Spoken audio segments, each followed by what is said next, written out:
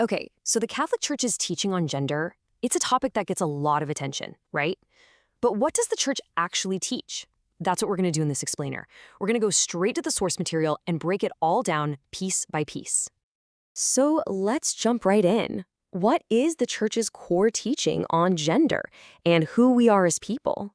This is really the central question, and the answer, as you'll see, is the foundation for literally everything else.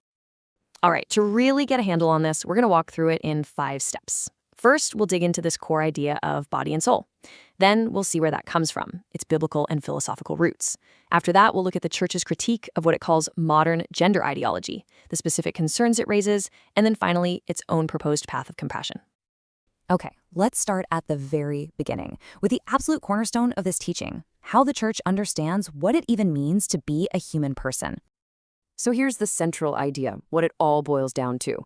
The teaching says you aren't just a mind or a consciousness that happens to be driving a body around. No. In this view, your body and your soul are one thing, a single integrated unit. And what that means is your biological sex isn't seen as some random detail or a shell you live in.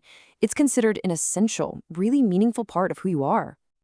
So you might be wondering, where does this idea of a unified body and soul actually come from? Well, it's definitely not a new idea. The teaching really draws its strength from 2 very deep wells, ancient scripture and classic philosophy. When we look at the scriptural side, the starting point is right here, in the very first book of the Bible, Genesis. The source material we're looking at points to this specific verse as the absolute foundation for the whole Catholic understanding of male and female as something intended, something willed by God. And from that one single line in Genesis, the Church pulls out 4 key truths. First, that our sex is seen as a gift from God, not something we just choose for ourselves. Second, and this is crucial, while men and women are different, they are created with completely equal dignity. Third, those differences aren't a mistake. They're seen as a good thing, something complementary. And finally, the sources are quick to point out that this isn't just an Old Testament thing. Christ himself is cited as reaffirming this very teaching.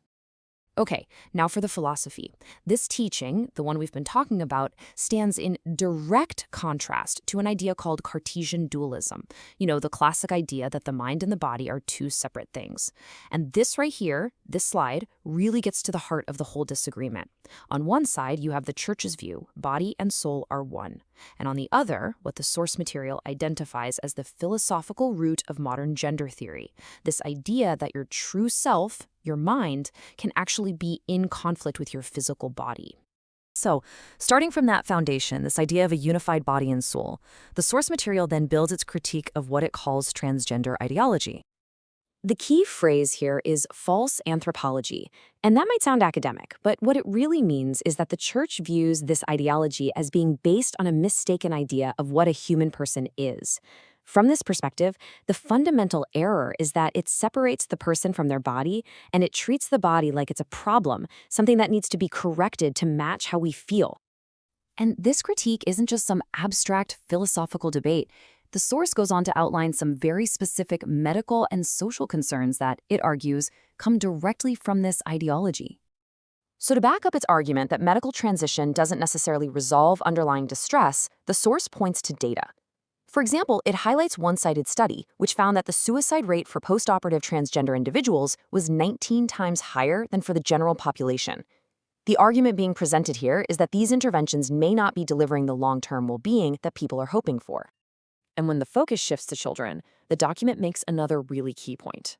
It points to studies that show for a large majority of kids who experience gender dysphoria, we're talking over 80% in some of these findings, those feelings actually resolve naturally on their own after puberty, if there are no medical interventions. Beyond those 2 big points, the source lists several other concerns. It brings up medical procedures, noting they're often irreversible and can cause sterilization. It also points to the high comorbidity, meaning how often gender dysphoria appears alongside other psychological conditions like autism. Then, moving to the social side, the concerns mentioned are the erosion of the meaning of basic words like man and woman, potential threats to the privacy and safety of women in places like bathrooms and locker rooms, and finally, this issue of what it calls compelled speech, this idea that people are being forced to use pronouns that go against their understanding of biological reality. Okay, so after laying out all of its critiques and concerns, what's the proposed path forward? What's the solution? Well, the source material outlines what it calls a pastoral approach, one that really tries to do two things at once: hold firm to its teaching, but also show genuine compassion. And here's what that approach looks like, step by step. It starts with accepting the person, welcoming them, and really listening to their story to understand their pain. Then comes what's presented as the most crucial step: to reject the ideology, but not the person.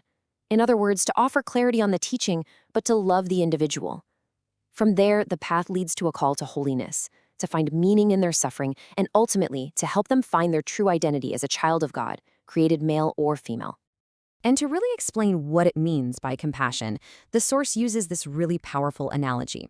It says, just as one would not help an anorexic person lose more weight, one should not help a person with gender dysphoria mutilate their body. You see the logic there? From this viewpoint, real compassion isn't about altering the body to match the mind, but about helping a person's mind align with the reality of their body. And so, in the end, the source material really leaves us with this central tension, doesn't it? It presents a framework that tries to hold two very powerful ideas together: an unwavering belief in the truth of the human body, and at the same time, a call for profound, deep compassion for the person. And the big question it leaves hanging in the air is, how can those two things truly coexist in the real world?